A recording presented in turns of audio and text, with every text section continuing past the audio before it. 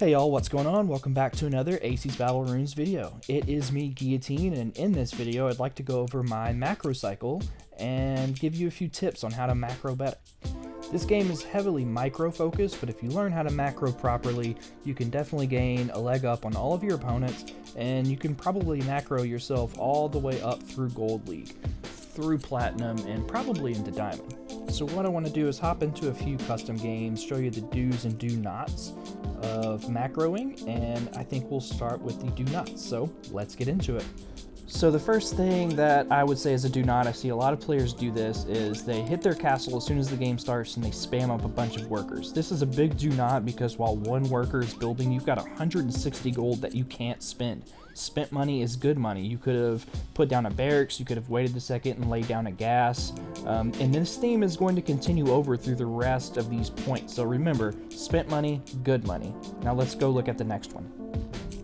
So for the next one, we're going to talk about going double gas. It's very inefficient, especially on a small map like this one. You'll see here, it just takes forever. We put a gas down, we build a worker, and now we're just waiting and waiting. We're sitting on our hands here. We could be doing other things, but for whatever reason, we feel like we need 2 gas. Even in a 1 base all in, having 2 gas is really inefficient. You're shooting yourself in the foot.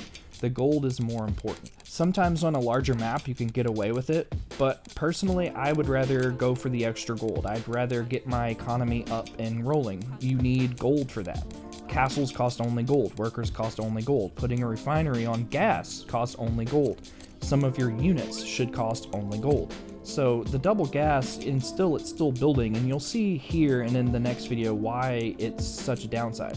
So I'm just now putting this barracks down right around a minute. A little bit, I could have gotten it down a few seconds earlier, but basically around a minute. And so let's see how long it takes to get that first unit out. If someone was hound rushing you, they'd already be at your front door. I'm even going to put 2 barracks down. You know, and some people would even opt to go for 2 towers right here before they even crank out units. I just started my first unit just before 1:20, and it's gonna finish up, it looks like right around 1.5 minutes.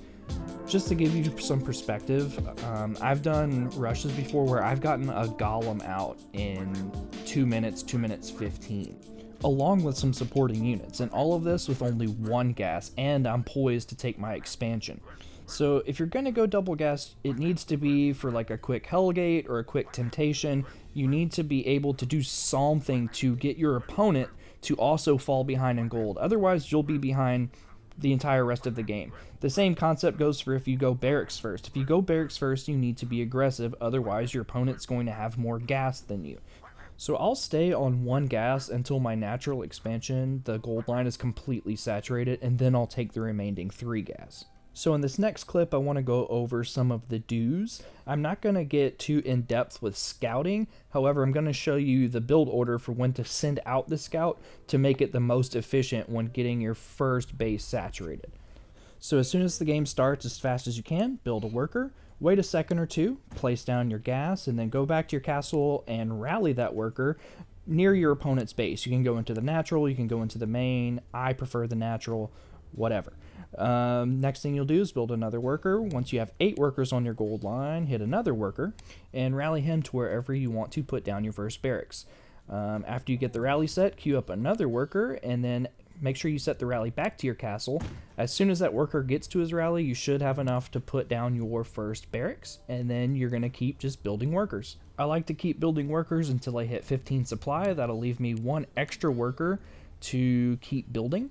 I'm going to set a rally for my troops there. You don't have to do that, but I'm going to start cranking out troops 1 at a time. And you'll see, compared to the double gas video, I'm able to get units on the board 30 to 45 seconds quicker than if I would have went double gas, and I still have a completely saturated gold line and an extra worker to where I can build another barracks if I want. I can save up and go for an expansion. It really, for me, usually depends on what I scout, but I don't want to get too into that right now. I meant to send him to the natural.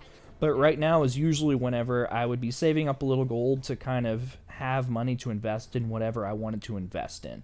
I'd send that worker up into his base, see what he's doing, and then respond. So next I'm going to show you these things in real time. It's also important to consider what you spend your first 50 gas on. For me, the best value is an owl. You're not going to do much with one gas unit, and having a tower is nice unless they've got an invisible unit. So now let's get into showing you what this looks like in real time versus an actual opponent that's going to attack back. So, game starts. We're going to build a worker as fast as we can. As soon as we hit 200 gold, lay down our gas refinery, set our rally to go scout, reset the rally to the castle, just making sure we're going to go to the natural this time. Come back here, going to build another worker. We've got 8 on gold, so let's set a rally out to where we want to put the barracks down. After that worker's done, we're going to reset the rally back to the castle, and barracks goes down. So while we wait for the barracks to build and we wait for our scout to get there, we're going to just keep building workers. Again, we're looking for about 15 supplies, so that's a fully saturated gold line, fully saturated single gas, and an extra worker to keep building. So barracks is done. I'm going to set some hounds out, and right around now, my first 50 gas has shown up, so I'm going to build an owl. Since this map, there's almost like there's 2 naturals, I'm going to go ahead and send an owl down to the one that my worker's not standing in. As soon as my first unit's done, go ahead and build another. Since I didn't queue up a whole bunch of units, I have some extra gold to play with. So second 50 gas goes straight to a tower, and now I'm going to queue up another worker and walk it down to where I want to put down my first expansion. So I've almost got the 400 gold to start that castle quicker than I would have gotten my first units out had I gone double gas.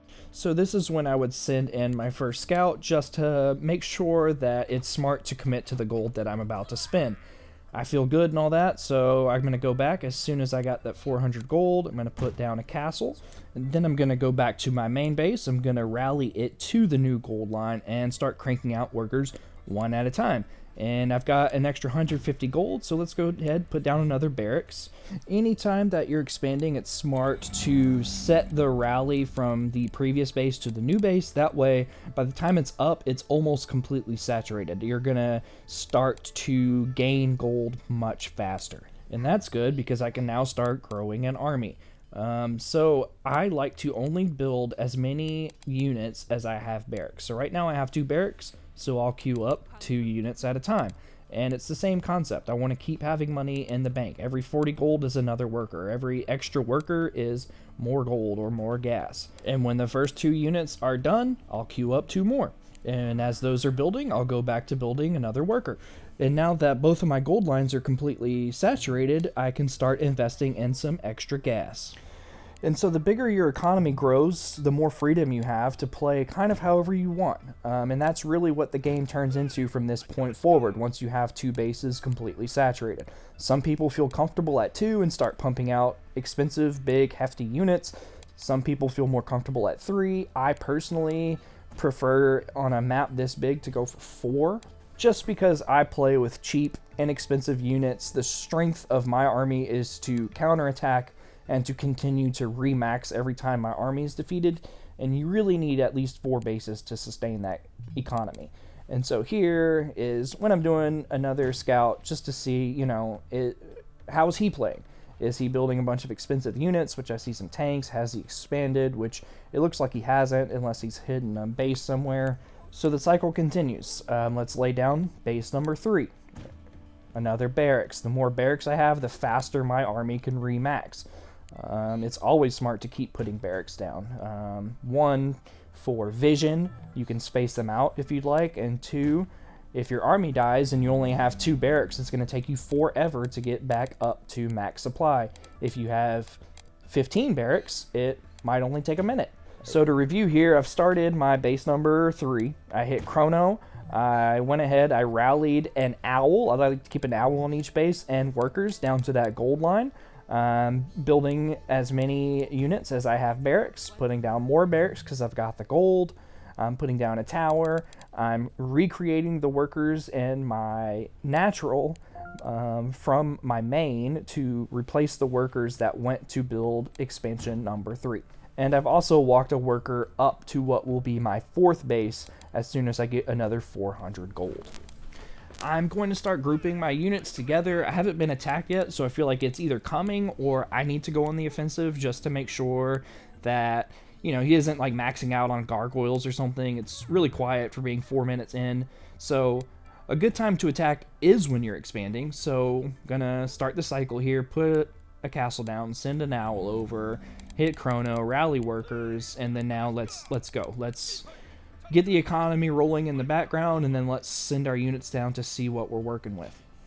You should never really hyper focus on any aspect of the battle, so essentially I'm just moving my units down to one of his natural expansions to see if he's there. Meanwhile, I'm going to keep macroing. I notice I've got an extra worker over here, so I'll send it down. You should never stop expanding. I'm going to send him down to build a castle, put my gas down here, a few more barracks. I'm getting attacked, but not going to freak out. I'm just going to keep focus on growing my economy and remembering to rebuild my army whenever it gets wiped out. There is an elf though, so I am going to focus it down just because elves can really mess your day up. So while these bats are cloaked, I'm just going to poke around a little bit, see if there's another one I can pick off. They're definitely going to go down with that spell and a few rangers right there. So whatever. The whole time that's happening, I'm rebuilding an army, checking on my bases. Let's start base number 5. Hit chrono. No need though to fill it up with workers because we already have quite enough workers. Make sure that one's maxed out. But I'll never quit building castles because, again, vision. Whenever my main mine's out, I want to have somewhere to send those workers. So even though I've got just one worker over on that castle, it still does me a huge favor because I'm going to eventually need it, and I don't want to wait for a castle to build when I need it. I want it to already be done so that I can send those workers there to get to work as fast as possible. So I like to keep 4 bases completely saturated, and then I'll build castles for the future, and I'll just keep doing that because if my opponent gets to that space and wants to expand into it, he's going to then have to kill my castle. So that's delaying him time-wise. Then he has to send an army over there, so I know where the army is, and if I choose to, I can counter, because I'm always building army behind the macro. And so I just won that fight, so now let's go down and attack. He's got a few rangers coming up the left side, but I've got enough units to overrun them pretty quickly, and I'm going to go down. I'm going to see if he's finally expanded into that space. While those units are going, I'm not going to pay too much attention to them. I'm going to keep growing castles and gas. You can probably hold off on the gas right there just because it's extra gold. But I'm not perfect. No one plays perfect. I do end up seeing right here that he has expanded. So I'm going to kill whatever workers or units are down there. I'm going to try to take that castle down. Definitely kill that elf. And while that's happening, I'm going to try the same thing but on the right side. Hit chrono, which now it's more so about just remaxing my army and keeping the pressure on. And behind the army, I'm going to just keep doing the same stuff. I'm going to put down more castles. Once my bases are mined out, I'm going to send them down to new bases. I'm going to keep putting barracks down. I'm going to continue to build army behind all of it. And, you know, the fight is fun to watch here and there, but I want to make sure if I ever lose the fight that I'm going to still have the upper hand.